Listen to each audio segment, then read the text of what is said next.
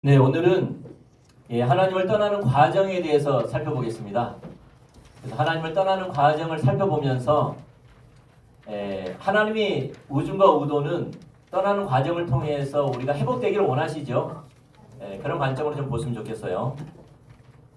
자, 하나님께서 하나님 백성들에게 가장 원하시는 것은 하나님이 먼저 우리를 모든 것으로 사랑하셨죠. 독생자이신 예수 그리스도를 이 땅에 보내서 십자가에 내어주셨고, 또 예수님은 우리를 사랑하셔서 자기 목숨을 아끼지 아니하시고 십자가에서 죽으셨죠. 그 많은 조롱과 멸시와 핍박을 무릅쓰고 우리를 사랑하셔서, 우리가 하나님과 원수되었음에도 불구하고 하나님을 대적하는 관계에 있음에도 불구하고 우리를 사랑하셔서 모든 것으로 우리를 사랑하셨습니다. 그와 같이 하나님의 열망은 하나님 우리를 사랑한 것처럼 우리도 전 존재로 하나님을 사랑하기를 원하시지요. 다시 말해서 그러한 질의 친밀한 교제를 나누기를 원하는 거예요. 내가 너를 위해서 모든 걸 줄 테니까 너도 나를 위해서 전적으로 사랑하라는 거죠. 부부가 그랬던 것처럼 서로 부부가 아끼고 소중히 여기고 귀하게 여기고 서로를 위해서 목숨을 아끼지 않을 만큼 보호하고 지키고 책임을 다하는 그 친밀함처럼 하나님도 그러한 사랑의 질을 원하시는 것이죠.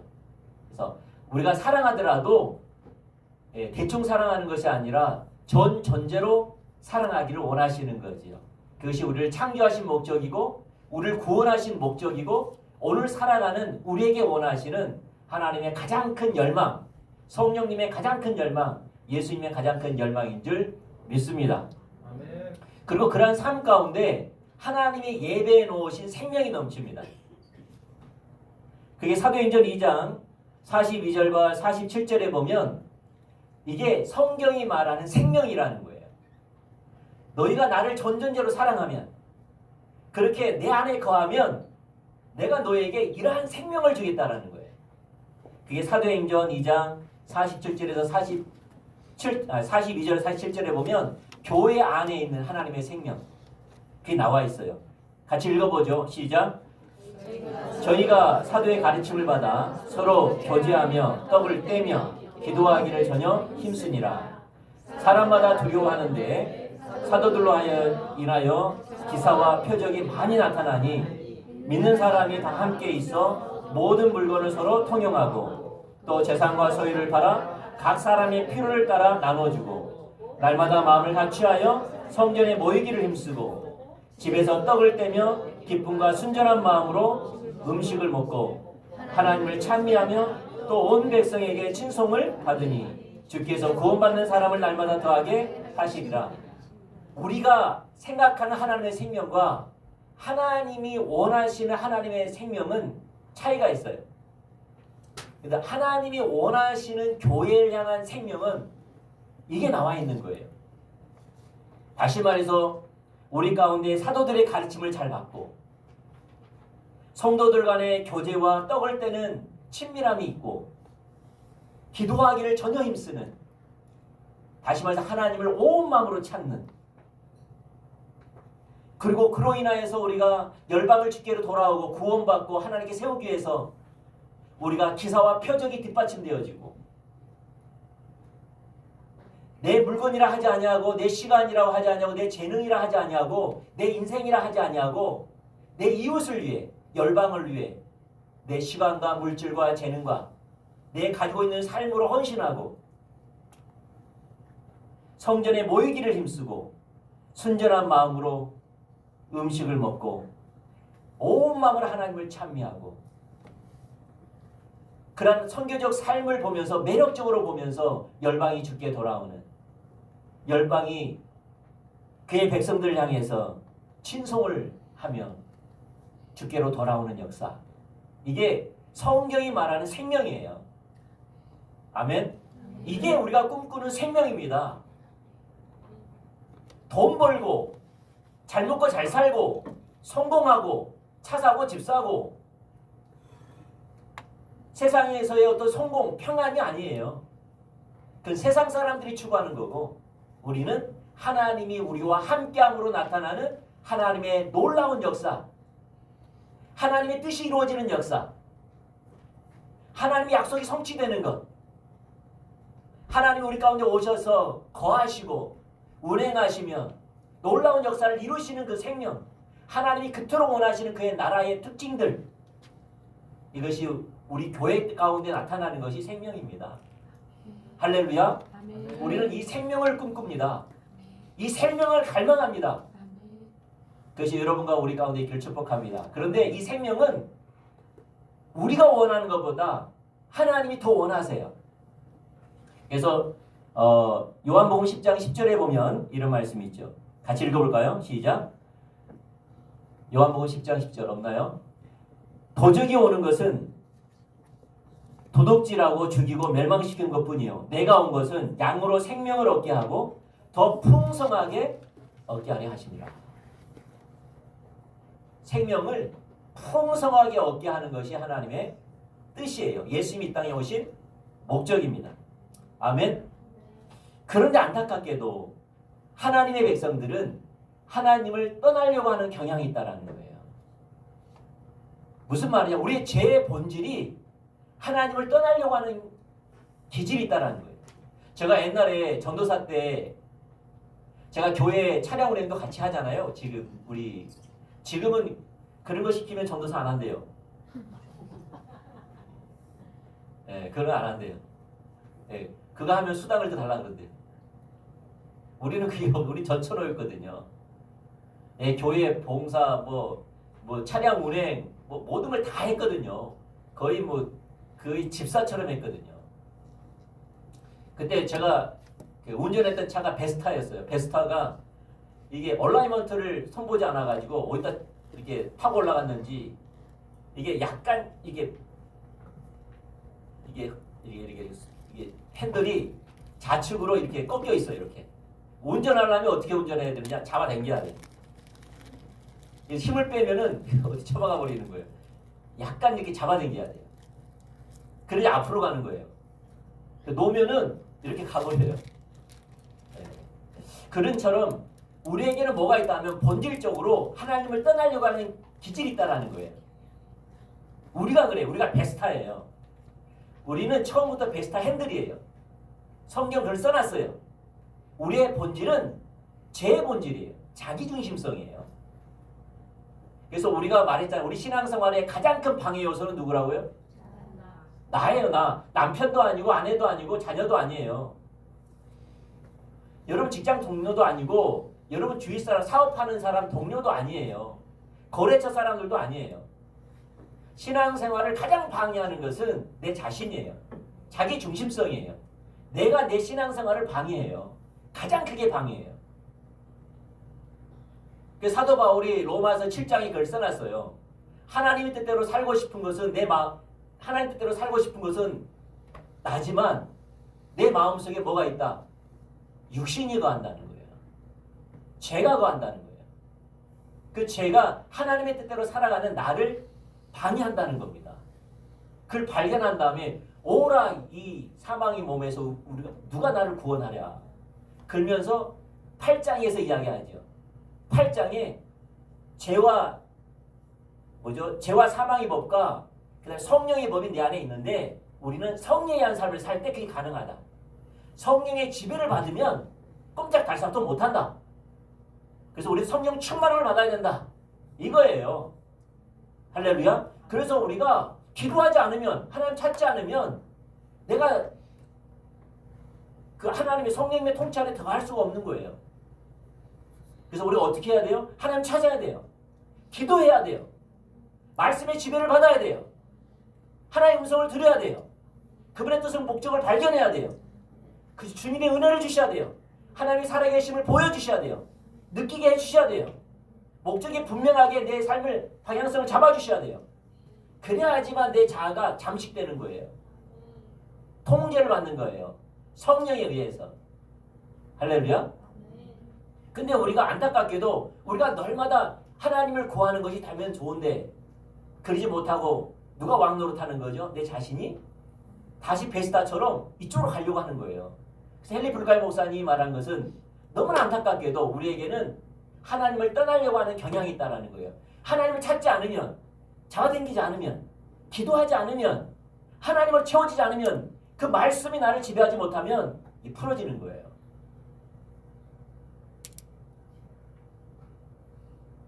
다시 풀어져요. 이건 평생 그렇게 해요. 다윗 봐보세요. 다윗이 골리앗과 전쟁에 골리앗과 싸움에서 승리하는 놀라운 일을 경험하고 어디를 가더라도 경험하지만 하나님을 찾는 것이 느슨해져 버리니까 바스바와 간음을 하고 하나님 원치 않는 자기 자원을 의지하여서 백성들을 계수하기 시작하고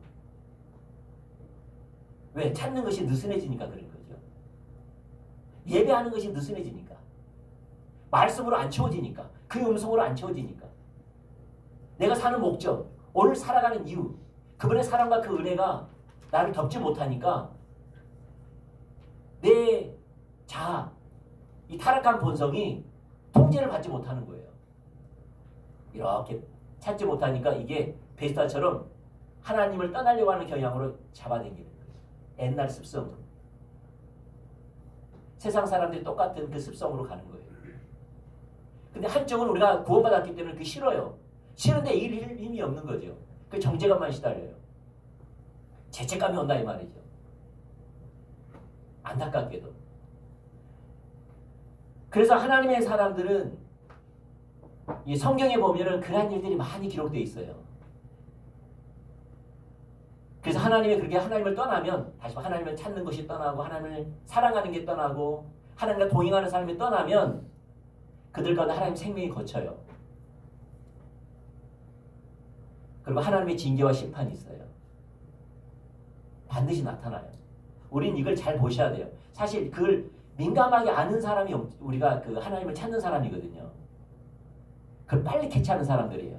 여러분 그 아담과 하와가 하나님께 아담과 하와에게 선악과를 따먹으면 반드시 죽는다 그랬잖아요.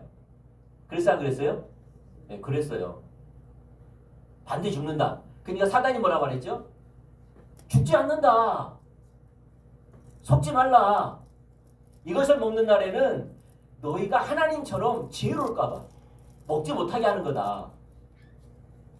그 말에 속아서 먹었어요. 선악과를. 먹자마자 죽었어요? 안 죽었어요? 안 죽었어요. 이게 죄의 특징이에요. 사단의 속임의 특징이에요. 안 죽어요. 문제는 죽으면은 아담이 안 먹었을 거예요. 그래서 안 그랬을까요? 아내가 선악과를 따먹고 하나님 말씀처럼 금방 바로 죽었으면은 아담이 따먹었을까요? 안 따먹었을까요? 선악과 같으면 먹었을까? 안 먹었을까? 안 먹지요. 근데 죄는 뭐냐면 안 죽어요. 그런데 점차 죽어요. 그게 죄의 특징이에요. 그래서 반드시 죽어요. 마치 이 죄를 뭘로 표현한다면 그 생물 나무 있죠. 나뭇가지를 꺾어서 던지면 똑같이 나뭇가지처럼 보이죠. 안 죽었어요. 그런데 시간이 흐르면 어떻게 해요? 이파리가 시들고 수분이 날아가면서 공급이 안 되니까 수분이 날아가면서 말라지기 시작 바짝 마르면서 죽지요. 어떤 생명력도 없지요. 이렇게 죽어요. 그게 심판은 그렇게 와요. 그러니까 우리가 하나님을 안 찾으면 하나님을 사랑하는 것을 포기하면 금방 안 죽어요. 방금 말한 것처럼 징계와 심판이 있다고 말해도 잘 몰라요. 내가 하나님을 사랑하는 것을 포기했음에도 불구하고 사랑하지 않음에도 불구하고 바로 죽으면은 금방 알 건데 그렇게 안 죽어요. 어떻게 죽느냐? 천천히 죽어요. 근데 영적인 사람은 뭐냐? 그 천천히 죽는 것을 캐치하는 사람이에요. 천천히 죽는 것을 빨리 캐치하는 사람이 영적인 사람이에요. 바로 돌아와요. 알고. 여러분 압살롬 아시죠? 압살롬이 다윗의 장자였잖아요. 탈선했습니다. 자기 아버지를 죽이려고 나라를 빼앗기려고 하고 아버지를 죽이려고 아버지 도망가고 궁에 남아있던 후궁들과 대낮에 간음을 행하고 그랬잖아요. 압살롬이 나쁜 놈이죠. 그래 안 그래요? 예. 그 성경은 뭐라고 말하죠? 누구 죄 때문에 그런 일이 벌어졌어요? 다윗이에요. 자에선 이게 압살롬의 탈선, 압살롬의 죄는 다윗의 죄 때문이었어요. 성경은 압살롬의 죄가 아니에요. 여러분 그 나라에 전염병이 들었죠. 다윗의 때에 전염병이 들었습니다. 하루아침에 7만 명이 죽었습니다. 전염병이 돌 때 백성들이 청결하지 않아서 전염병으로 7만 명이 죽었습니까? 아니죠. 누구 때문에 죽었죠? 다윗의 죄 때문에. 다윗의 아들이 죽었습니다. 병이 나서 죽었습니다. 면역력 없어 죽었을까요? 아니죠. 바세바의 간음의 죄 때문에 죽었죠. 네. 이스라엘 백성들 전체가 우상 숭배를 했습니다. 근데 그들이 타락해서 그들이 우상 숭배하면서 주님을 하나님을 떠났나요? 아니죠. 솔로몬이 마지막 때에 그의 죄 때문이었습니다. 죄의 영향력 때문에 떠났습니다. 요한복음 5장에 보면 38년 된 병자가 있습니다. 예수님이 고쳐주시면서 그리고 후에 다시 찾아왔을 때 뭐라고 말하느냐? 다시는 범죄하지 말라. 이 병에 걸리지 않다.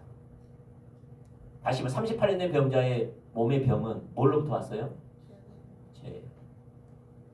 그러니까 우리는 나만 아무 일이 없으면 괜찮다고 생각해요. 근데 죄의 증상은 그렇지 않아요. 다윗처럼 여러 가지로 와요. 자녀가 탈선하고 자녀가 범죄하고 자녀가 심각하게 문제를 안고 살고 죽음이 찾아오고 전염병이 돌기 시작하고 아픔이 오기 시작하고 병들기 시작하고 이러면서 와요. 그런데 그것이 주위에 있는 모든 것들이 자신으로부터 왔다는 거예요.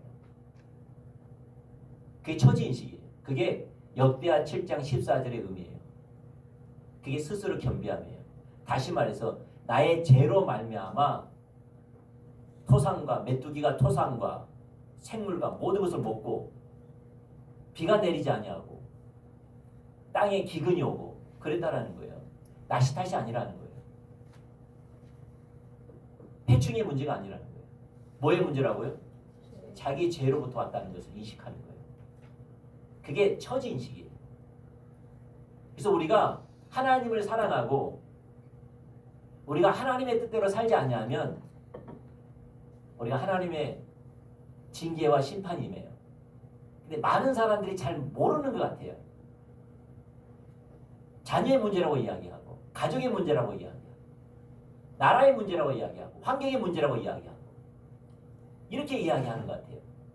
근데 성경은 그렇게 말하지 않아요. 그렇기 때문에 자기 죄로 인하여서 나타난 거라고 이해하지 잘 못해요. 근데 항상 하나님의 사람들은 그것을 금방 깨달았어요. 다윗은 그걸 금방 깨달았거든요.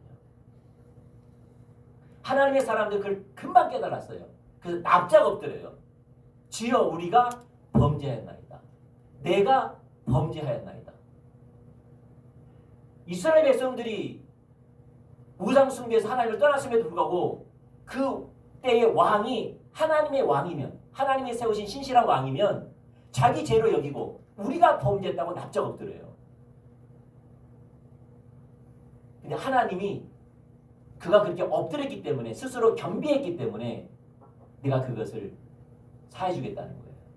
지나가게 해주겠다는 거예요. 보류하겠다는 거예요. 할렐루야. 그래서 우리는 영적인 사람 되기를 축복합니다. 아멘. 그래서 하나님의 인계도 민감할 뿐만 아니라 하나님의 징계와 심판에도 민감하기를 축복합니다. 그래서 증상을 빨리 깨닫는 거예요. 아, 이건 자녀의 문제가 아니다. 이건 환경의 문제가 아니다.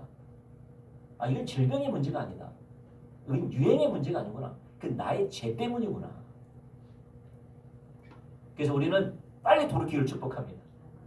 아멘.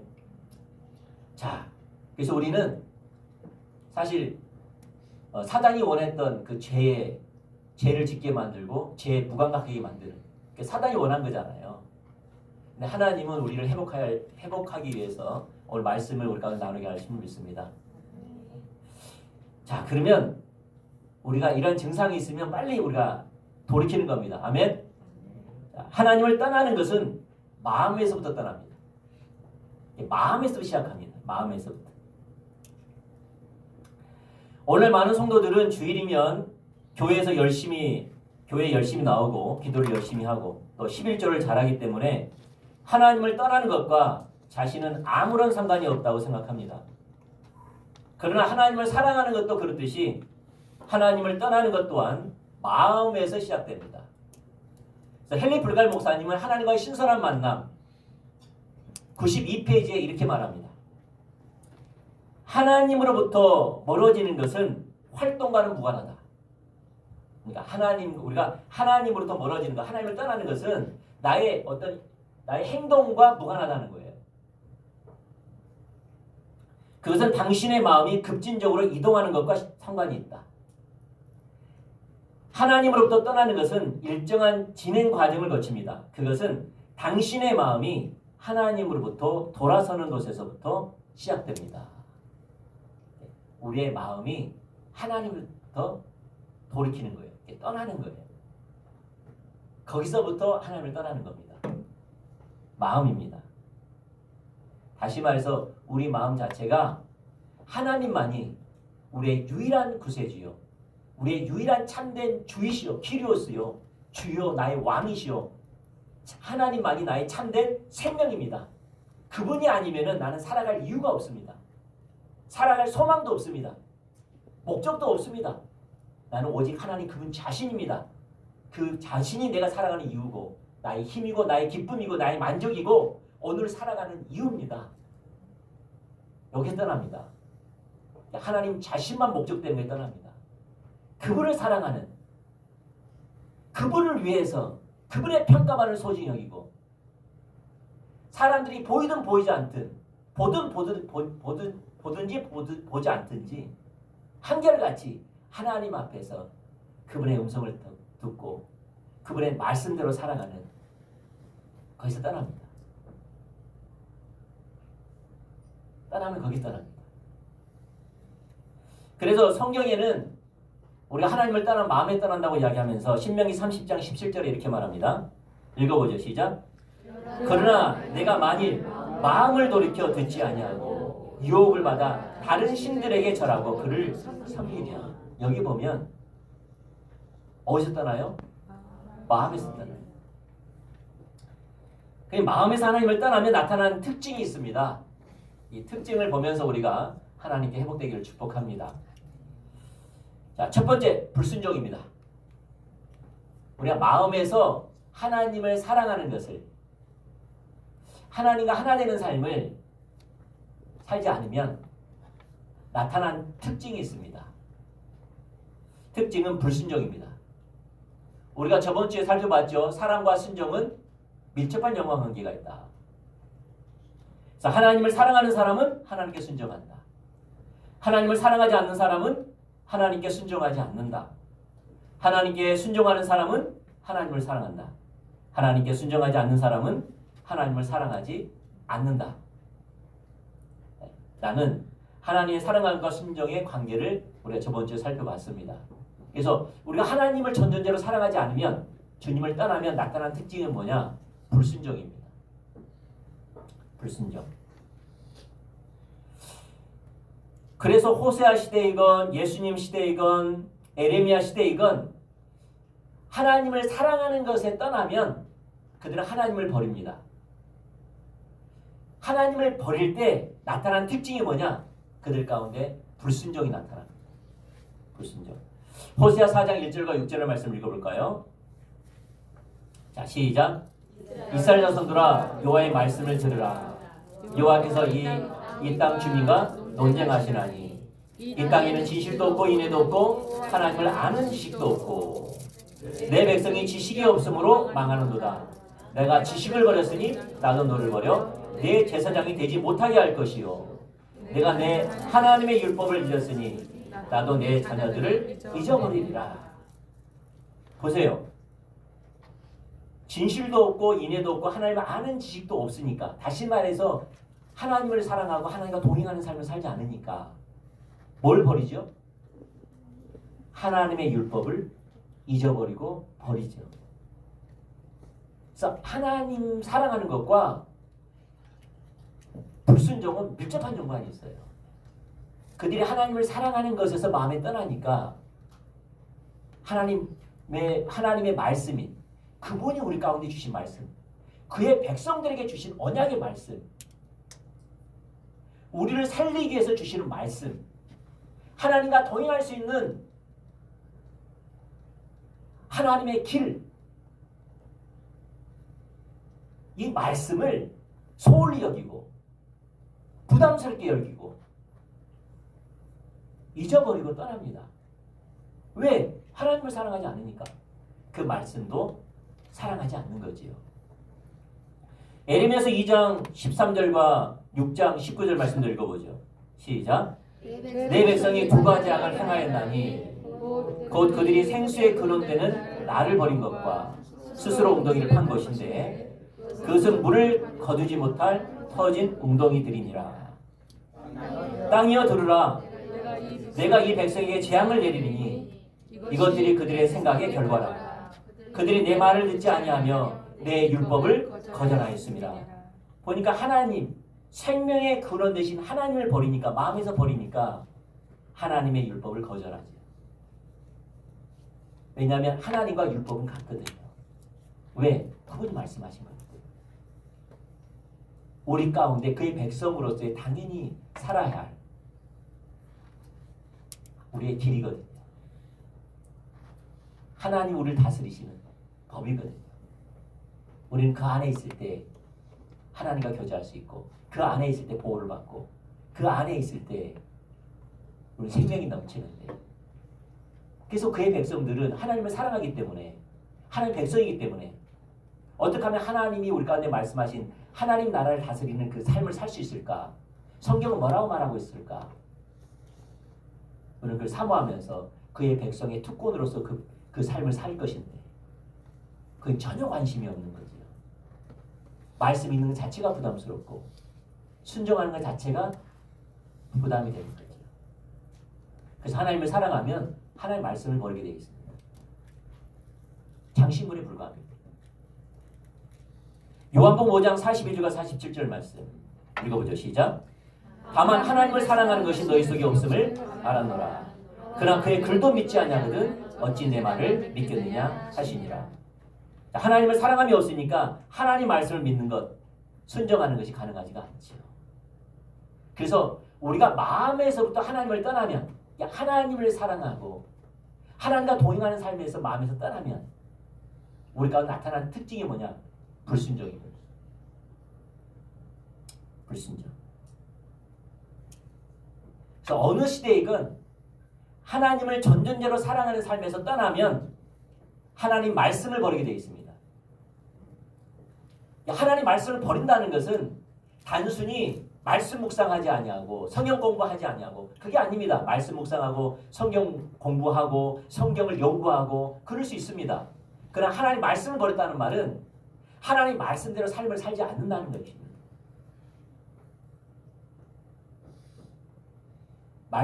말씀 묵상을 안 했단 말이 아니고 성경을 연구했다는 말이 아니라 성경을 모른다는 말이 아니라 성경대로 삶을 살지 않는다는 겁니다. 그게 말씀을 버린 겁니다. 하나님은 그 말씀을 버렸기 때문에 하나님을 버렸다고 이해하는 겁니다. 그게 맞지요. 왜냐? 하나님 말씀인데.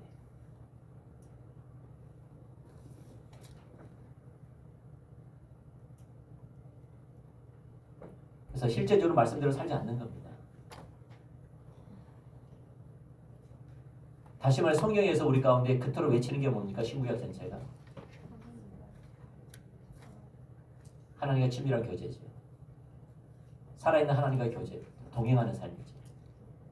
하나님을 알고 사랑하고 그의 음성을 듣고 순종하고 하나님 중적인 삶을 살아가고 그런 삶을 살았을 때 신구약 전체 하나님의 백성들은 하나님을 경험했고 생명이 넘쳤죠. 그렇게 살지 않는 겁니다. 그렇게 살지 않는 겁니다.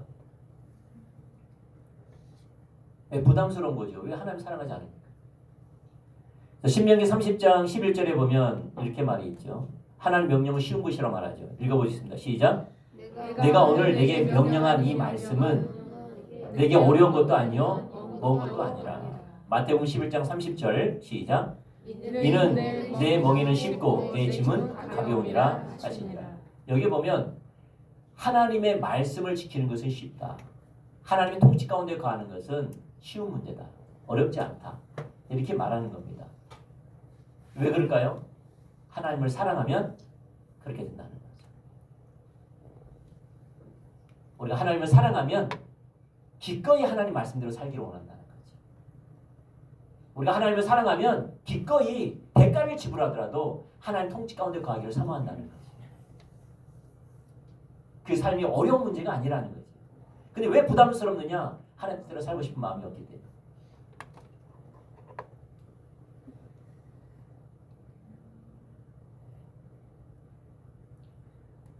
여러분 아시죠? 순종의 가장 큰 전형적인, 불순종의 가장 전형적인 특징은 선별적인 순종입니다.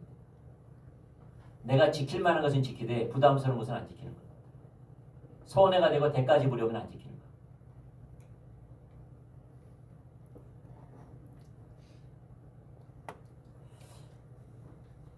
네. 두 번째, 우상숭배입니다. 우상숭배. 여러분 아까 여러분도 경험해 보셨죠? 우리가 하나님을 사랑하면 하나님 자신이 우리 삶의 목적이면 아주 단순하게 삽니다. 하나님과 교제하고 말씀에서 내 삶에 무너진 게 뭐가 있는지, 말씀을 통해서 하나님 뭐라고 말씀하시는지 그걸 듣고 말씀대로 사는 겁니다. 순종하는 삶을 사는 겁니다. 아멘. 이게 핵심입니다. 지금 우리 교회에 영성일기를 그저 우리는 안 썼지만 영성일기를 계속 쓰신 분들이 계셨습니다. 처음에 네 분이서 계속 쓰다가 조금 하다가 한 분은 그만두고 근래에는 또 한 분은 또 안 쓰시고 두 분은 계속 쓰십니다. 두 분은 계속 쓰고 계십니다. 잘하고 있습니다. 역시 어쨌든 영성일기를 쓰면 자라납니다. 제가 보면 자라나고 있어요. 근데 제가 계속 잡아주기를 원하는 게 뭐냐면은 이거예요. 우리는 이렇게 비전이 없으면 문제예요. 그게 뭐냐면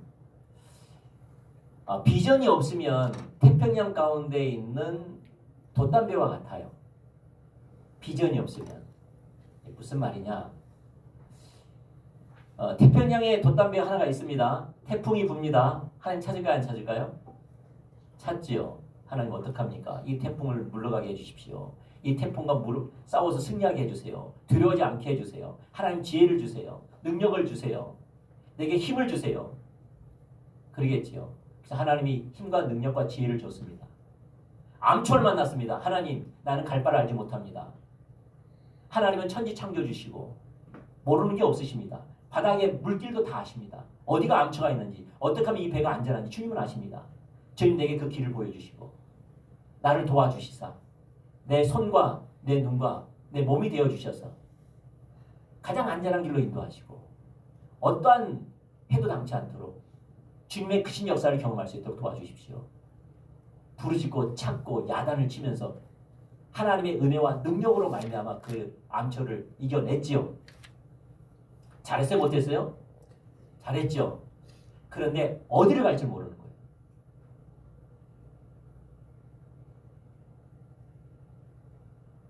태풍도 지났어요. 암초도 지났어요. 근데 어디를 갈지 모르는 거예요. 그 다음에 연결이 안 되는 거예요. 나를 어디로 인도하는지 모르는 거예요. 왜 그런지 아세요? 비전이 없기 때문에. 비전이 없기 때문에. 비전은 뭡니까? 비전은 아주 이렇게 우리가 이렇게 접할 수 없는 이렇게 어떤 하이 클래스의 어떤 단어입니까? 아니에요. 비전은 텔레비전을 생각하면 돼요. 텔레하면 비전하는 거예요. 하나님이 텔레해 주시면, 송출해 주시면 우리가 비전하는 거예요. 보는 거예요. 그리고 그 비전을 따라 살아가는 거예요. 아멘? 예. 근데 하나님이 그 송출을 뭘 통해 송출해 주냐는 거예요. 말씀이에요. 성경 말씀. 말씀을 깨닫게 하는 거예요. 말씀을 깨닫게 하면서 우리 가운데 초청하세요. 말씀을 세우세요. 그게 비전이에요. 그 비전을 보여주시면 그 비전이 실제가 되기 위해서 움직이신다는 거예요. 환경을, 관계를, 사건을 일으킨다는 거예요. 이게 실제가 되기 위해서. 예를 들어서 요셉 아시죠? 요셉에게 하나님이 비전하셨죠? 분명은 몰랐지만 비전하셨어요. 자기 아버지와 자기 형제들에게 인사 절하는 것. 그 분명한 무슨 뜻인지 모르겠지만 비전하셨어요. 그 비전이 성취하기 위해서 어떻게 했어요? 삶을 다루셨죠. 맞나요? 뭐 하려고? 그 비전을 이루기 위해서. 근데 만약에 요셉이 이 비전이 없이 살았다고 생각, 비전이 목적이 아니다고 해보세요. 그럼 뭐가 있을까요? 그 인생은 고단한 인생이에요. 마지막 인생도. 뭐가 있어요? 형들한테 맞아 죽을 뻔했는데 하나님의 은혜로 목숨 구해가지고 노예로 팔려간 것만 해도 감사할 일이죠. 억울한 일도 있지만 그래요 안 그래요? 목숨을 건졌잖아요. 감사합니다 주님. 그래도 안 좋은 환경도 안 좋게 해석할 수 있는데 좋게 해석한 거잖아요. 그래도 그 정도 잘한 거죠. 보디발의 집에 들어갔어요. 마음을 받았고 찾았고 막 이렇게 열심히 했는데 아니 그 주인의 아내가 날 유혹해 잠자를 하자 그래. 근데 하나님 앞에서 주여 어떻게 합니까?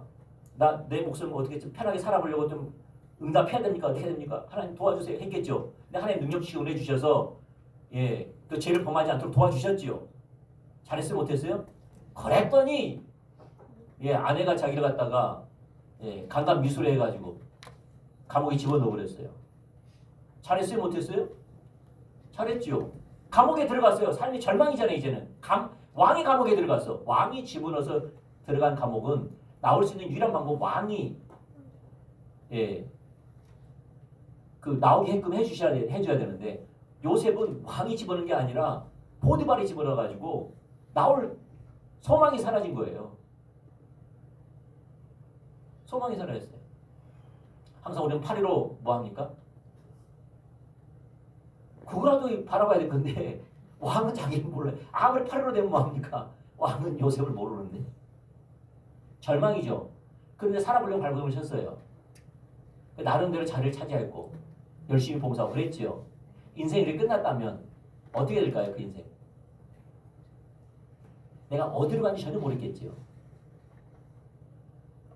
뭔가 열심히 하나님을 찾았고 수고하고 애썼지만은 그 인생이 어디로 간지를 모르는 거예요. 하나님 나를 왜 그런 환경을 주지 저는 모르는 거예요.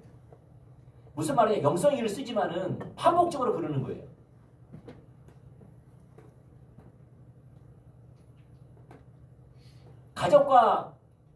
가족에서 문제가 발생하면 주님 어떻게 하면 나는 죽고 예수가 살고.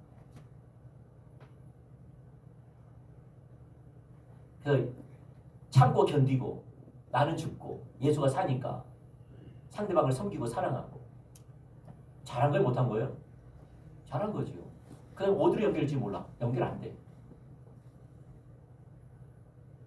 그러다가 직장에서 어려움이 오네. 핍박이 오고 멸시가 오고 주여 어떡합니까? 그냥 들이받아야 됩니까? 어떻게 합니까? 주여 난 성교사 삶을 살아야 되는데 어떡합니까? 주님 나는 매력적인 전시 백성인데 나는 목회자인데 주여 나의 말과 행동과 눈 하나님의 뜻대로 해주세요. 막 발버둥 치는 거죠. 그러면 하나님이 어떻게 해요? 또 은혜를 줘요. 그래 안 그래요? 참게 하시고 인내하시고 그러면 그것이 싹 지나간다는 말이죠. 그 다음에 어디로 갈지 몰라.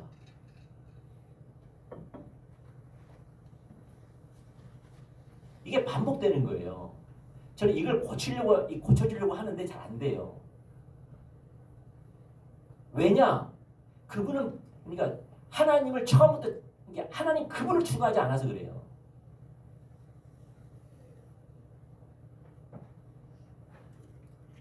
지금 하나님은 무중과 우도가 있어요. 그걸 따라가야 돼요. 나를 지금 무중과 우도가 있어요. 여러분 봐보세요. 여러분 그 영적 분별력이에요. 하나님이 이스라엘 백성들을 애굽에서 구원하여서 가나안 땅으로 인도한다 그랬지요. 그랬어 안 그랬어요? 네. 그것은 목적이 뭐냐면 하나님을 위한 한 백성을 세우기 위함이에요. 하나님을 위한 한 백성. 다시 하나님이 다스리는 나라를 세우기를 원하신 거예요. 그래서 안 그랬어요? 그러면 하나님이 다스리는 나라는 그걸 세우기 위해서 훈련이 필요했어요. 왜냐하면 하나님과 하나 돼야 되거든요. 맞나요? 하나님의 백성, 하나님이 원하시는 것은 하나님과 친밀하며 이렇게 하나가 되기를 원하는 거예요. 하나가. 아버지의 뜻은 하나가 되기를 원해요. 아버지 생각과 내 생각이 하나 되기 원하고, 아버지의 입술이 나의 입술과 하나 되기 원하고, 아버지의 선택이 나의 선택과 하나 되기 원하고, 아버지의 목적과 나의 목적이 하나 되는 것이 하나의 나라 백성의 목적이에요. 이게 친밀함이에요. 이게 하나 되는 게 친밀함이에요. 할렐루야. 이게 하나 되는 게 친밀함이에요. 근데 이스라엘 백성들은 애굽에 있으면서 하나님과 하나 되지 못했어요. 친밀하지 못했다 이 말이죠. 왜요? 달라요. 그들은 애굽에 있는 습성 그대로 살면서 구원만 받은 것뿐이에요. 아버지 마음 몰라. 아버지 언어도 모르고 아버지의 뜻과 목적도 모르고 아버지 마음도 몰라요. 우주가 어디를 몰라요. 이게 괴리감을 가지고 구원받은 거예요. 그래서 하나님이 다스리는 그 가나안 땅은 땅만 주어지는 게 아니라 하나 되기를 원하는 거예요. 이 하나 돼요. 예수님 하나님과 우리가 하나 돼. 예수님이 하나님과 하나 된 것처럼 우리도 하나님과 하나 된 것처럼 이스라엘 백성도 하나님과 하나 되기를 원하는 거예요. 같기를 원하는 거예요. 아멘. 그래서 우리가 구할 것은 하나님의 얼굴을 구하는 거예요. 같아지기를 원하는 거예요. 이걸 구하라는 거예요. 이게 하나님 얼굴 구하는 사람이 같아지는 거예요. 아멘. 같아지는 거예요. 그래서 애굽에 하나님 인도하셨죠. 애굽에 인도하시는 뭐가 있을까요? 하나님의 우도가 있었겠지요. 그래 안 그래? 우도가 있었겠죠. 애굽으로 아니 그 홍해로 인도하면 그들이 얼마나 무서워하는지, 얼마나 어려움에 처했을 것인지, 그들이 얼마나 두려워했을 것인지, 공포가 올 것인지 알았을까요? 몰랐을까요? 알았겠지요. 하나님 왜 몰랐겠어요? 하나님이 일부러 그렇게 인도하셨는데. 근데 홍해로 인도할 때는 그걸 알면서도 하나님의 우도가 있다 이 말이에요. 그 우도를 아는 게 영적 분별력이에요. 그 우도는 누구만 구했느냐? 모세만 구한 거예요. 이스라엘 백성은 하나님의 우도를 구한 게 아니라 자기 목적, 자기 필요, 자기 문제만 구한 거예요. 하나님과 하나 되려고 구하지 않았어요. 여전히 애굽 사람들이 구했던 이방신들이 구했던 그 기도 제목을 구한 거예요. 이해되세요? 우도가 있다니까요. 하나님의 의도와 하나님의 생각과 하나 되기를 원치 않았어요. 그들은 어떻게 하면 하나님과 하나 될까? 같은 생각을 품을까? 같은 목적을 품을까? 하나님과 하나 될까? 이걸 구하지 않았어요. 이게 하나님 얼굴 구하는 삶인데. 관심이 없었어요. 그들은 애굽에 나와가지고 가나안 땅만 목적이 있었어요. 그리고 이 홍해는 가나안 땅으로 가는 걸림돌로 여겼어요. 해결을 달라 그랬어요. 해결 안 돼요? 그러면 가나안 땅 갈 수 없어? 그럼 애굽으로 다시 가겠다는 거예요. 뭐에 관심 없는 거죠? 하나님과 하나 되는 데서 관심 없어요. 그의 의중과 의도를 알아야지 하나가 되는 거예요.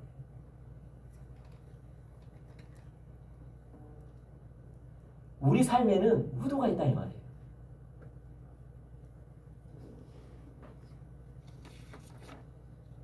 몸이 아프면 의도가 있고 문제가 있으면 의도가 있고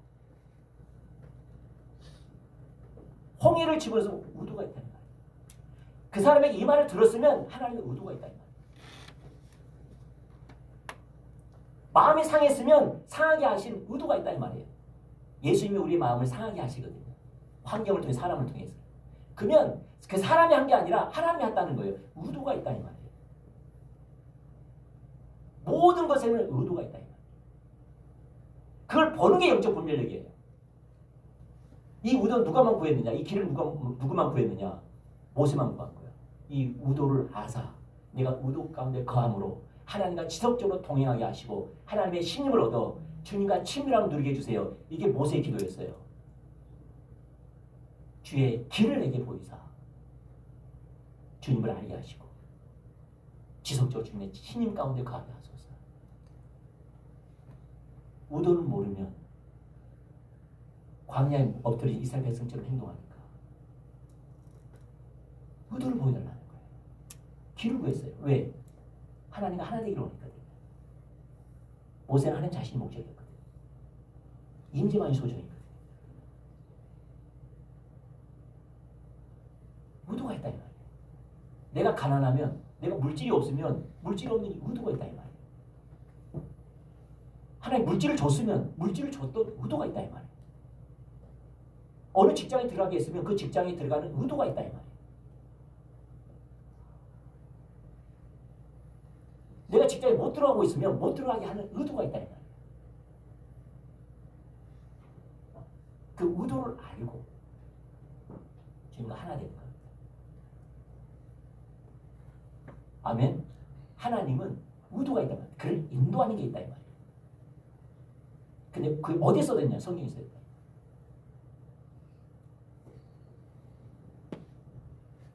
성경이 내 발의 등이라는 거예요. 나를 인도하는 비전이라는 거예요. 그럼 성경 묵상을 통해서 하나님 나를 어디로 인도하십니까? 내가 어떻게 하기 원하십니까? 하나님 어떤 분이십니까? 내가 오늘 어떻게 살아야 됩니까? 오늘 나에게 어떤 환경인데 내가 어떻게 하기 원하십니까? 이런 나의 모든 삶을 가지고 하나님께 부르짖을 때, 주님 찾을 때 하나님 말씀을 통해서 우리가 말씀하신다는 거예요. 그럼 그 말씀하시면 그 말씀이 실제가 되고 그 말씀이 이루기 위해서 환경으로 역사하신다는 거예요. 아멘. 그래야지 그 말씀을 통해서 이 말씀이 실제가 되기 위해서 이 환경을 통해서 하나님 그 말씀이 실제로 배울 뿐만 아니라 계속 말씀을 따라가면서 다른 환경이 오더라도 환경을 통해 더 말씀의 묵상 실제가 되어지고 깊이가 더해지고 계속 그 말씀을 따라가니까 다른 것이 맡겨지고 계속 따라가니까 사역이 열리고 이런 거예요. 그의 말씀을 따라 살지 않으니까 우리는 순간순간 문제가 발생할 때마다 하나님 찾는다 이 말이에요.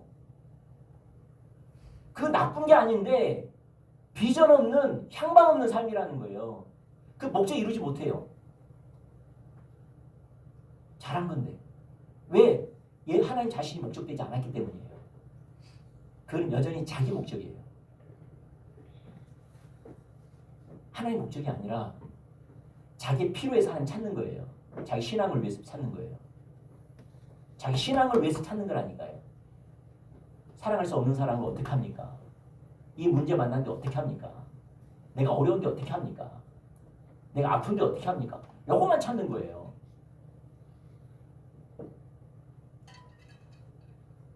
누굴 따라가야 되는데? 말씀을 안 따라가요. 그 길을 하나 배우면 그 길이 우리 삶에 튼튼한 기초가 되는 거예요. 하나의 길을 배우고 또 하나의 길을 말씀하세요. 그럼 그것이 이루어지도록 기도하는 거예요. 찾고 넘어지고 실제가 되고 맡겨지고 이럴 때까지 하나님 그 다음으로 인도할 때까지 그 말씀이 나의 실제가 될 때까지 계속 따라가는 거예요. 근데 우리는 하나님과 그 말씀이 따라가지 않고 뭘 따라가느냐? 환경만 따라가는 거예요. 그 광야 이스라엘 백성들이에요. 하나님이 어디로 인도할지를 모르는 거예요. 광야 이스라엘 백성들. 홍해를 만나면 불을 지져요. 마라의씀을 만나면 불을 지져요. 광야에서 불을 지져요. 마실 것이 없는 바위산에 있으면 또 불을 지져요. 해결되면 어디로 갈지 모르는 거예요. 광야 이스라엘 백성. 하나님과 그들과 함께하는 것을 알겠는데 자기를 어디로 부르시지 모르는 거예요. 이걸 잡아준 게 힘들어요. 나는 이걸 해드리고 싶었는데 아무리 그 설명해도 못 알아들어요. 미안한 말이지.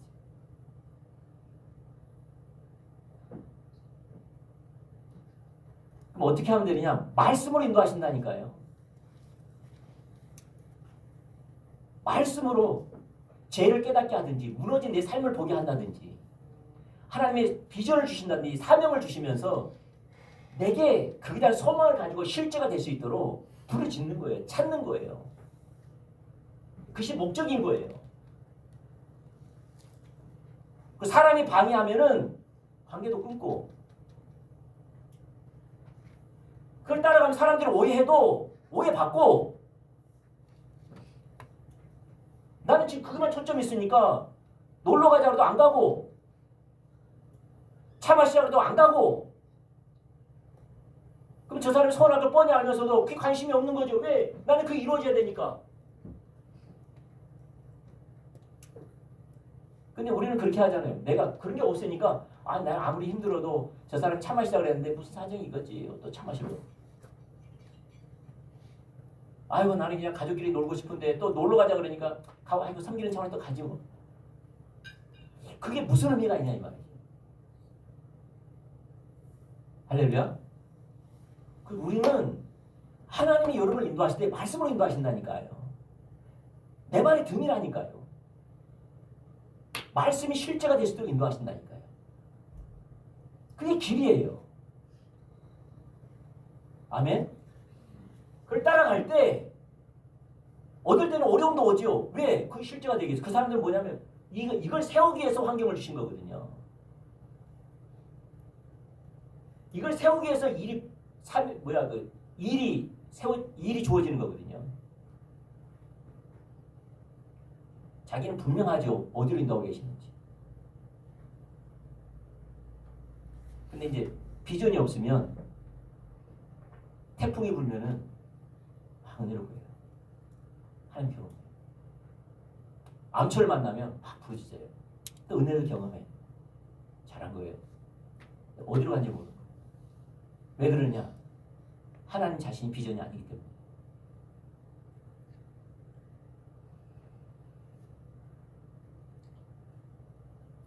예수님 비전 되소서. 하나님 자신이 비전이 아니어서. 그분의 음성이 비전이 아니어서. 어디로 갈지 모르는 거예요. 공허해요. 그래서. 어디로 갈지 모르는 거예요. 그래서 우리는 뭐 해야 되느냐? 하나님과 여러분과 교제 가운데 제일 많이 말씀한 게 뭐냐? 성경이라는 거예요. 할렐루야. 성경이라는 거예요. 하나님은. 마틴 루터 봐보세요. 그게 비전을 주셨잖아요. 믿음으로 말미암는 의. 그 시대에 그를 통하여서 믿음으로 말미암는 의를 세우려고 하신 거예요. 그러니까 그는 모든 것이 믿음으로 말미암는 의예요. 그것 때문에 공격당했고요. 그것 때문에 사람들이 그들을 찾았고요. 그럴 때는 어려움이 왔고요. 이것 때문에 사단이 공격했고요. 그는 알았어요. 이건 하나님 나를 내게 주셨고 이걸 비밀을 깨닫게 하시고 나에게 연구하기를 원하시고 성경을 해석하기를 원하시고 번역하기를 원하시고 이걸 통해 핍박이 있을 것을 말씀하시고 사단이 공격할 걸 아시고 그게 비전이었어요.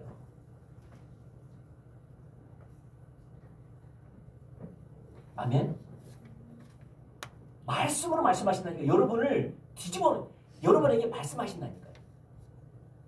그게 뭐냐? 하나님, 우리 가운데 무너진 게 우리를 찾는 게 그렇게 찾는 거예요. 하나님, 우리 삶 속에 말씀에 무너진 게 뭐가 있습니까? 내 삶에 무너진 것을 내가 순종하기를 원합니다. 왜? 하나님 나를 통치하기 원해서, 나를 사랑하기 때문에 나와 하나 되기 원해서. 하나 되지 하지 못한 게 뭐가 있습니까? 내게 비춰주십시오. 내게 비춰주십시오. 주님과 하나 되기를 원합니다. 내 삶 속에서 뭐가 하나 되기를 원합니까? 많죠. 여러 가지 많지요. 근데 내게 말씀하신 거 하나만 말씀해 주십시오. 내게 뭘 원하십니까?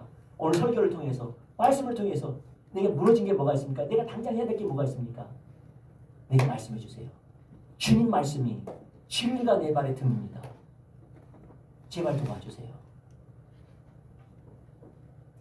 이렇게 하나님을 찾으면, 하나님을 사랑하려고 찾으면 하나님이 말씀하세요. 그러면 그것은 내가 정반대에 있는 입장이기 때문에 고민이 와요.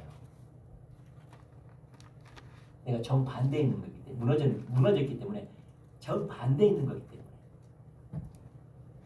고민이 와요. 이게 하나님 말씀이에요. 심각한 고민이 오는 거예요. 내가 그렇게 살아야 되나? 너무 좋은데 꼭 그렇게 해야 되나? 주여 나 좀 도와주세요. 나 어떻게 해요? 나 못해요. 나 이거 아니면 난 살 소망이 없어요. 또 하나님 찾으면 그렇게 말씀하셔요. 그래서 죽을 각오로, 죽으면 죽으란 자세로 그 길을 따라갈 때, 하나님과 하나 되려고 할 때 그걸 세우세요. 그때 영적 전쟁, 하나님의 뒷받침, 하나님의 생명, 하나님의 음성, 하나님 놀라운 역사, 십자가의 능력은 거기에 있어요. 아멘.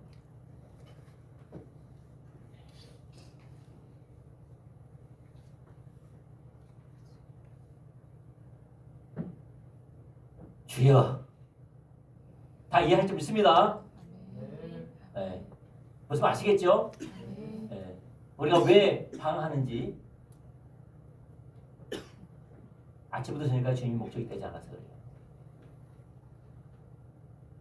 그 주님 나의 비전 되지 않아서 그래요. 여전히 수단에 불과합니다. 홍해 앞에 필요한 것뿐이에요. 나를 위해서, 나의 영적인 상태를 위해서, 나의 문제를 위해서 필요한 것뿐이에요. 그 영적인 것마저도 나를 위한 거예요. 지나가면 아무 의미가 없어요. 또 방황해요. 어디로 간지 몰라요. 그럼 언젠간 찾을 거예요. 아픔이 오면, 문제가 오면, 갈등이 오면 또 찾을 거예요. 근데 어디로 갈지 몰라요. 그게 아니에요. 주여 내게 말씀하옵소서. 주의 종이 듣겠나이다. 한마디 음성이에요. 그걸 찾기를 축복합니다. 그럴 때 순종하라 이 말이에요. 전적인 순종하라 이 말이에요. 불순종의 특징은 선별적인 순종이니까. 사울 왕처럼 90% 순종하듯 90% 순종해도 10% 순종하는 그 전적인 불순종인 것처럼 순종하려면 목숨 걸으라는 거예요. 우리가 이현호 성도님, 우리가 그 개업 예배, 감사 개업 예배 드릴 때 기도 제목 감동 중에 하나가 하나님께 걸으라고, 시험해 보라고, 걸으라고. 그래 하나님 경험한다. 걸지 않으면 90% 가지는 안 됩니다. 걸려면 100%를 걸어야지 하나님을 경험합니다. 걸려면 다 걸으셔야 돼요. 안 그러면 평생 그렇게 갑니다. 평생 우리 신앙 발전이 없습니다. 걸려면 100% 걸기를 축복합니다. 네, 그러면 어떻게 해야 돼요? 기도를 빡세게 해야 됩니다. 주여 나에게 성령 충만함을 주옵소서.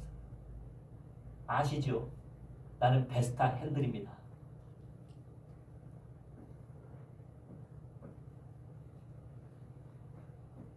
성령의 충만함이 아니면 내 본성은 그렇게 살 수가 없습니다. 나를 다스려 주십시오. 통치해 주십시오. 하나님의 은혜로만 가능합니다. 성령이 나를 압도해 주세요. 제발 나를 도와주세요. 하나님 자원으로 하는 겁니다. 은혜로 하는 겁니다. 죽는 것도 하나님 은혜입니다. 성령께서 강력하게 역사해 주셔야지 결단이 되는 겁니다. 그래서 하나님을 겸손한 자에게, 하나님을 찾는 자에게, 가난한 자에게 성령을 부으십니다. 우리 모두 그런 성령의 십자가의 능력을 경험하기를 축복합니다. 아멘. 아멘. 아멘. 두 번째는 우상숭배입니다. 넘어가고 한 말씀을 먼저 하나 보시죠. 그다음에 대충 좀 우상숭배. 에스겔 14장 3절과 6절 말씀. 우리 한 구절씩 우리 교도할까요? 제가 먼저 하겠습니다. 인자야, 이 사람들이 자기 우상을 마음에 들이며 죄악의 걸림돌을 자기 앞에 두었으니 그들이 내게 묻기를 내가 조금이들 용납하랴. 그런즉 너는 그들에게 말하여라. 나 여호와가 말하노라. 이스라엘 족속 중에 그 우상을 마음에 들이며 죄악의 걸림돌을 자기 앞에 두고 선지자에게로 가는 모든 자에게는 나 여호와가 그 우상의 수요대로 보호하리니. 이는 이스라엘 족속이 다 그 우상으로 말미암아 나를 배방하였으므로 내가 그들의 마음 먹는 대로 그들을 잡으려 함이라. 그런즉 너는 이스라엘 족속에게 이르기를 주 주 여호와의 말씀에 너희는 마음을 돌이켜 우상을 떠나고 얼굴을 돌려 모든 가증한 것을 떠나라. 네, 아멘. 여기 보면 우상은 어디 있어요? 마음에 있어요. 마음에. 마음의 주인은 누구시죠? 우리 마음의 주인은 누구시죠? 하나님이시죠. 여러분 안에 누가 계세요? 하나님, 성삼위 하나님이 계시죠. 할렐루야. 네, 이게 우리가 참된 신앙이죠. 우상은 뭘까요? 이 하나님을 대체하는, 대신하는, 하나님께로부터 방향을 돌리는 어떤 것들이 다 우상이에요. 다 우상이에요. 하나님을 대신하는 것, 대체하는 것이 우상이에요. 우상은 내 마음에 있어요. 하나님이 목적된 것을 방해하는 거예요. 하나님의 진리로 살아가는 것을 방해하는 거예요. 이게 우상이에요. 이게 자기 자신도 될 수 있고 가족이 될 수도 있고요.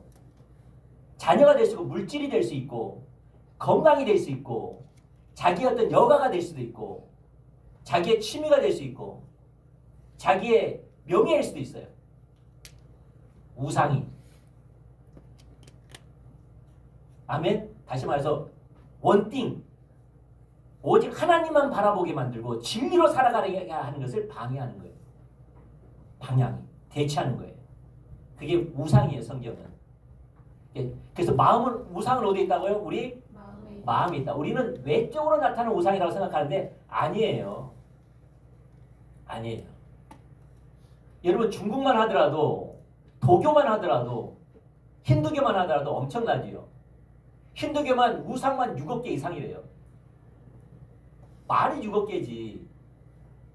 쥐, 뱀, 돌, 이빨, 머리카락 다 우상이에요. 인도는요. 아시죠? 도교 완전 짬뽕이잖아요.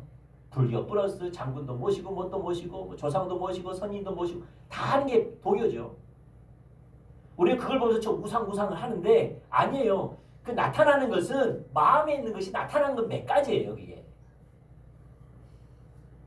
마음에 있는 것이 나타나서 만든 것이 몇 가지 뿐이지 우상은 어디 있느냐? 우리는 그것을 믿지 않기 때문에 신뢰하지 않기 때문에 우상이 없는 게 아니라 우상은 마음에 있어요. 마음에 있대 하나님을 대신한 모든 것이 우상이에요. 성경에 의하면. 우리는 그런 사람 어디 있어? 라고 말할까 모르겠지만은 그는 불신자들이 하는 말이죠. 우리는 하나님의 천지 만물을 창조하시되 그렇게 창조했고 우리를 구원하시되 우리 안에 왕으로 계시고 그걸 내가 받아들이고 그렇게 살겠다고 결단하고 고백하고 영접한 사람이 우리인데 그렇게 산 사람이 어디 있어 하면서 구원받지 못한 사람들이 하는 말이죠. 그래 안 그래요? 네. 그렇게 말하는 사람은 구원받지 않는 사람이 말하는 거고 우리는 하나님이 우리를 창조하셨고 그걸 알고 예수님이 우리 안에 주인으로 키리오스 왕으로 와 계시고 이런 내가 하나님 예수님만 나의 삶의 목적이요 왕으로 모시겠습니다.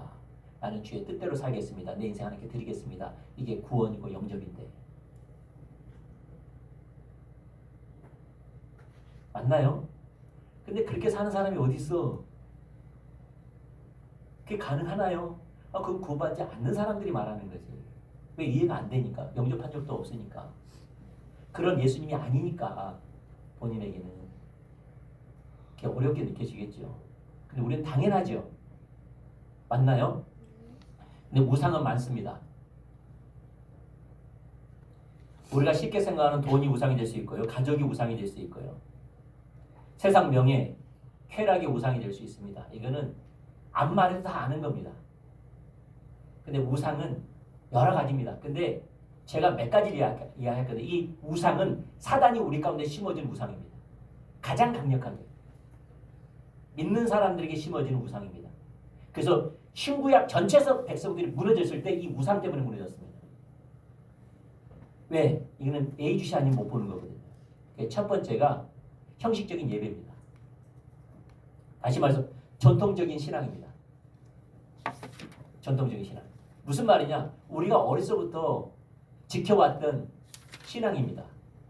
어려서부터 지켜왔던 것, 들어왔던 것, 우리의 어른들이 믿음의 사람들이 지켰던 것들입니다.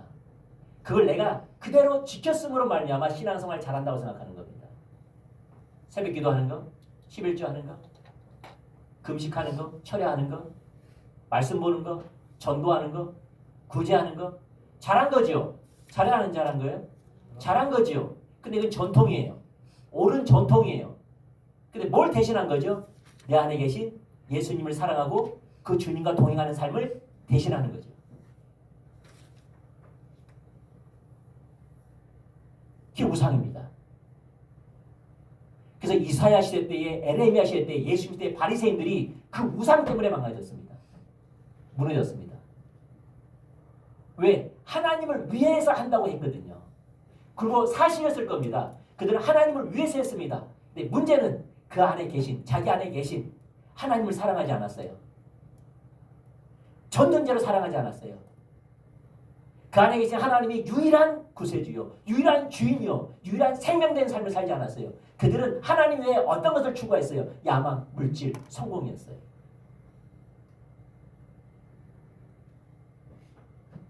그걸로 내 자부심을 가졌어요. 그걸 가지고 사람들을 평가했어요.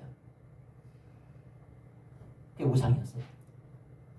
그러니까 참으로 그 안에 계신 예수님을 알았더라면, 그 예수님만 목적된 삶을 살았더라면 자신들이 예수님이 아닌 다른 것에 만족하고 있다는 사실을 알았을 건데 그게 우상입니다. 근데 이 시대의 우상입니다. 교회 안에 있습니다. 내 안에 계신 유일하신 예수님, 그분이 나의 유일한 구세주요, 유일한 내가 오늘 살아가는 주인이요, 그분만이 나의 생명, 그분이 나타나는 것이 나의 유일한 살아가는 열망, 이것이 주님을 향한 사랑하는 것 때 나눠진 겁니다. 대신하는 겁니다. 전통으로 내려온 몇 가지, 철야하고 기도하고 금식하고 말씀 보고 설교 듣고 이걸로 대신하는 겁니다. 그런 삶을 살지 않고. 이게 우상입니다. 두 번째, 형식적인 예배입니다. 형식적인 예배. 여러분, 형식적인 예배. 이사야 1장 11절과 12절 말씀 읽어보죠. 시작. 여호와께서 말씀하시되 너희 무수한 재물이 내게 무엇이 유익하뇨? 나는 수양의 번제와 살찐 짐승의 기름에 배불렀고 나는 숫송아지나 어린 양이나 소염새의 피를 기뻐하지 아니하노라. 너희가 내 앞에 보이러 오니 이것을 누가 너에게 요구하였느냐? 내 마당만 밟을 뿐이니라. 여기 보면 형식적인 예배는 건성으로 드리는 예배가 아닙니다. 그런 예배가 아니에요.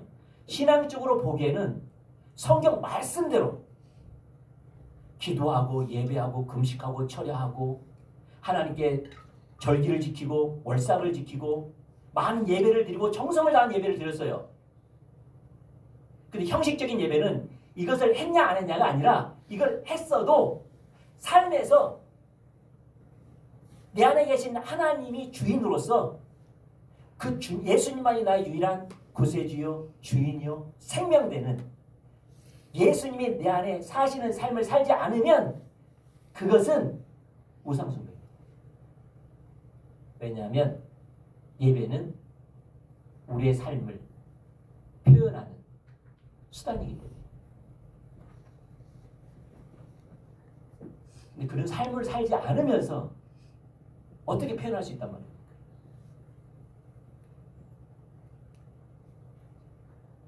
내 삶을 표현하는 건데 예배가. 근데 삶을 살지 않고 표현하는 것에 그렇게 열심을 내니까 그게 우상이었다는 거예요. 뭐에 관심 있어요? 기도에 관심 있어요. 예배에 관심 있어요. 말씀 묵상하는 관심 있어요. 구제하는 것, 성도와의 교제하는 것. 여기에 관심 있어요. 뭐는 안 사는 거죠? 내 안에 계신 하나님을 사랑하는 삶을 살지 않는 거죠. 하루를. 그걸 대신하는 겁니다. 하나님을 대신하고 상승. 할렐루야. 제가 이런 설교할 때마다 힘듭니다.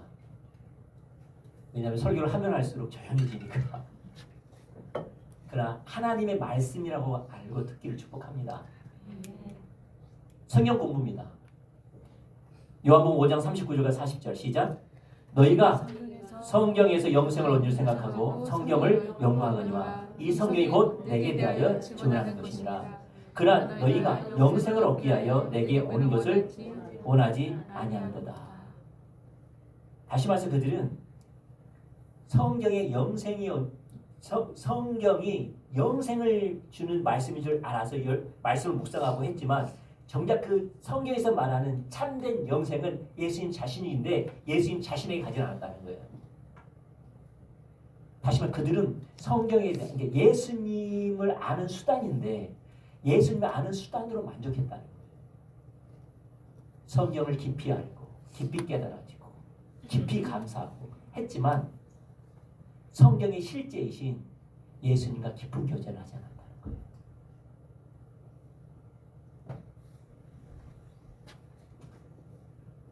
제가 어느 교회 이야기를 들어봤는데 그 교회도 제자 양육을 해요. 제자 양육. 제자 양육하면 프로그램이 있잖아요.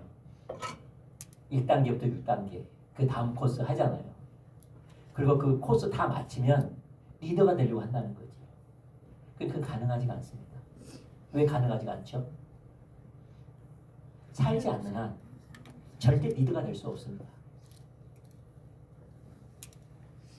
아무리 복음의 진수를 깨닫고 무장된다 할지라도 실제가 아니면 아무 의미가 없습니다.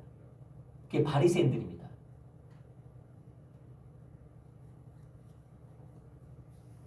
너와 같은 제자를 또 삼으려고 하느냐. 그렇게 되는 거지. 마지막으로 자기 자신입니다. 우상은 뭐니 해도 자기 자신입니다. 먼저 하나님 우리를 죄로 말미암아 영원한 심판을 받을 수밖에 없는데 예수님의 피로 말미암아 우리 하나님 자녀 삼으셔서 하나님의 영광을 위해 살라고 말합니다. 우리를 구원하신 목적이 뭐예요? 하나님의 영광을 위해서 살라고 말씀하십니다. 고린도전서 6장 20절 시작. 값으로 사는 것이 되었으니 그런즉 너희 몸으로 하나님께 영광을 돌리라. 몸은 우리 육체가 말하는 게 아니고 우리 삶을 가리켜요. 우리의 삶을 하나님께 영광을 돌리라는 거예요. 우리는 구원받았으니까 구원받는 하나님의 백성으로서 하나님만 영광 돌리는 삶을 살라는 거예요. 당연하죠. 아멘. 그러면서 하나님께 영광 돌리는 삶을 말하면서 가장 잘 말해주는 구절이 뭐냐? 누가복음 9장 23절과 24절입니다. 이거 시작. 또 무리에게 이르시되 누구든지 나를 따라오려거든 자기를 부인하고 날마다 제 십자가를 지고 나를 따를 것이니라. 누구든지 제 목숨을 구원하고자 하면 잃을 것이요 누구든지 나를 위하여 제 목숨을 잃으면 구원하리라. 여기 보면 자기 자신을 부인하고 누굴 따르라고요? 예수님이 하셨던 그 길을 따라가라는 거죠. 여러분 저를 잠깐 봐주시죠. 이것만 하고 마치겠습니다. 여러분 사도 바울은 복음이라고 말하지 않고 왜 십자가의 복음이라고 말할까요? 그러니까 복음 그러면 되는데 왜 십자가의 복음이라고 말할까요? 복음이 뭐예요? 기쁜 소식이다 이 말이에요. 기쁜 소식. 근데 사도 바울은 복음 앞에 뭘 집어넣었어요? 십자가의 복음이라는 거예요. 왜냐하면 이 복음이라는 단어가 기독교에서 나온 단어가 아니에요.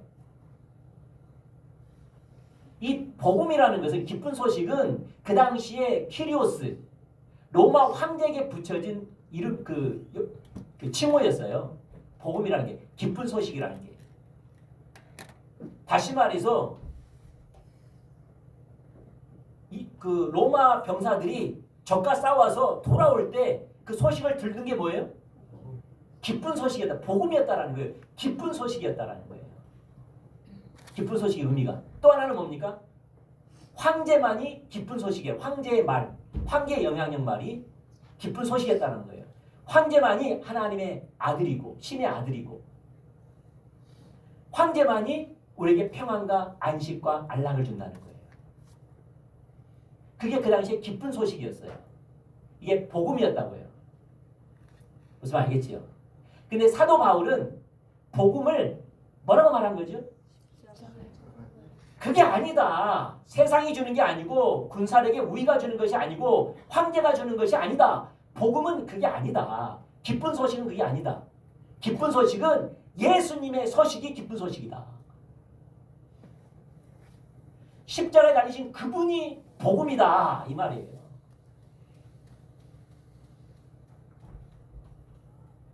십자가에 달리신 그분이 복음이라는 거예요. 그래서 그 당시에 복음이라는 것은 여러 의미가 있었어요. 전쟁의 승리의 복음, 기쁜 소식. 황제의 복음, 기쁜 소식이 있었다 이 말이에요. 근데 그 당시에 우리에게 참된 기쁜 소식, 우리에게 기쁨을 주고 승리를 주고 평안과 안식과 그 샬롬을 주는 것은 십자가의 복음이라 예수님 그분만이 줄 수 있다는 거예요. 할렐루야. 그래서 로마서 7장, 고린도서 1장 17절과 18절에 보면 이렇게 나와 있습니다. 그리스도께서 나를 보내시면 침례를 베풀게 하려면 아니요 오직 복음을 전하게 하려 하심이로되 말의 지혜로 하지 아니함은 그리스도의 십자가가 헛되지 않게 하려 함이니라. 십자가의 도가 멸망하는 자에게 미련한 것이요 구원받는 우리에게는 하나님의 능력이라. 복음, 십자가의 복음이라는 거예요. 십자가의 도, 가르침, 복음이라는 거예요. 할렐루야. 이게 왜 중요하느냐. 여러분, 이 십자가의 복음을 가장 잘 말해주는 것이 갈라디아서 2장 20절입니다. 아시죠? 복음을 가장 잘 말해주는 구절이 갈라디아서 2장 20절이에요. 이거는 누구나 다 인정할 겁니다. 같이 읽어보죠. 시작. 내가 그리스도와 함께 십자가에 못 박혔나니 그런즉 이제는 내가 사는 것이 아니요 오직 내 안에 그리스도께서 사시는 것이라. 이제 내가 육체 가운데 사는 것은 나를 사랑하사 나를 위하여 자기 자신을 버리신 하나님의 아들을 믿는 믿음 안에서 사는 것이다. 이게 복음입니다. 이것이 우리를 구원하는 복음입니다. 아멘. 근데 이 복음이 타락해서 세상의 복음으로 받아들인다는 거예요. 사람들이 세상의 복음으로. 십자가의 복음 뭡니까? 내가 예수와 함께 십자가에서 나는 원래 죄인으로서 사단의 자식으로서 하나님과 원수됨으로 나는 영원한 심판과 저주를 받을 수밖에 없는 심판받는 자인데 나와 함께 예수님이 십자가에 죽으심으로 사실 나는 옛사람은 죽고 잃었던 나는 죽고 예수님이 부활하시면 나도 부활해서 하나님 자녀가 됐다는 거죠. 하나님의 소유가 됐다는 겁니다. 하나님 백성이 됐다는 겁니다. 그래서 내가 사는 것은 이제는 내가 하나님 자녀로서 사는 것은 나를 위해 살지 않고 나를 위해 십자가에서 죽으신 예수님으로 말미암아 사는 것이 복음이라는 겁니다. 이게 십자가의 복음입니다. 우리가 왜 십자가의 복음이라고 말하는지 복음이라 말하지 않고 왜 십자가의 복음이라 말하는지 많은 사람들이 기독교의 복음을 세상적인 복음으로 이해합니다. 내가 구원받았으니 천국 가는 티켓 받는 것처럼 생각하고 이제 세상 사람들이 추구하는 거 그대로 추구합니다. 이거는 로마 사람들이 추구했던 복음입니다. 성경이 말하는 복음은 십자가의 복음. 나와 함께 예수님 십자가에 죽고 부활하셨어요. 이제 내가 사는 것은 나를 위해 사는 것이 아니라 내 안에 계신 살아 역사하신 나를 통해 예수님이 사는 삶입니다.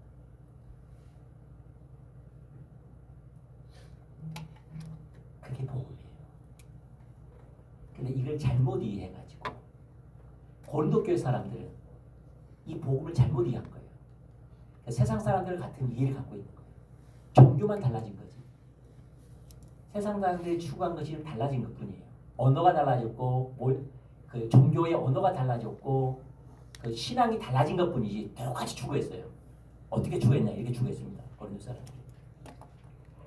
언변, 지식, 은사, 명성, 높은 자신의 위치, 특별함, 지혜, 강함, 인정, 성경적인 지식, 배부름, 부요함, 왕노릇, 종기, 성공. 이걸 추구했어요. 그래서 뭐가 없었느냐? 갈라디아서 2장 20절. 내 안에 예수님이 사는 삶을 살지 않았어요.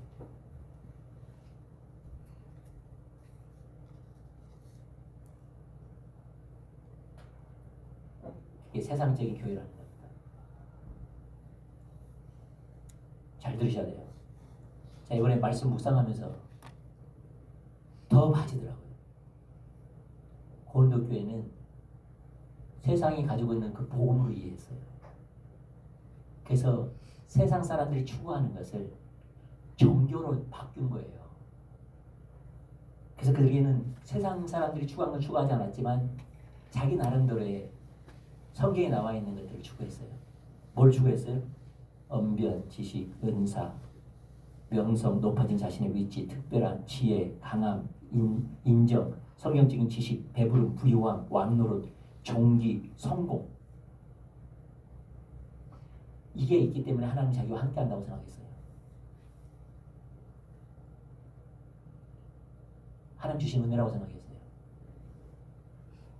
근데 십자가의 복음을 몰랐기 때문에 십자가의 복음 대신 예수님이 그들을 통해 사신 삶은 없었어요.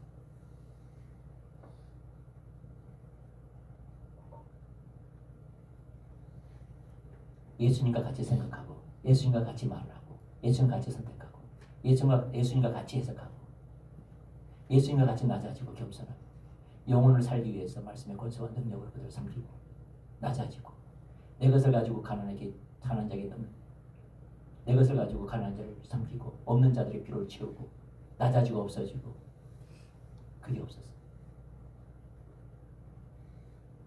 그들은 자기의 교만함과 판단하고 비방하고 분리시키고 그랬어요. 근데 사도 바울은 이렇게 말해요. 사도 바울은 갈라디아 2장 20절 말씀을 실제로 살았어요.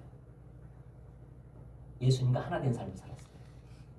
예수님과 하나 된 삶을 살면서 어떠한 값을 지불했느냐 이렇게 말해요.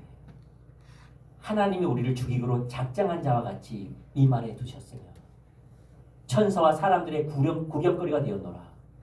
약하고 비천하고 목마르고 헐벗고 매맞으며 정처 없고 수고하였으며 핍박을 당한 즉 참고 욕하는 자를 축복하고 비방하는 자에게 좋은 말을 했으며 땅의 찌꺼기처럼 세상의 쓰레기처럼 되었도다.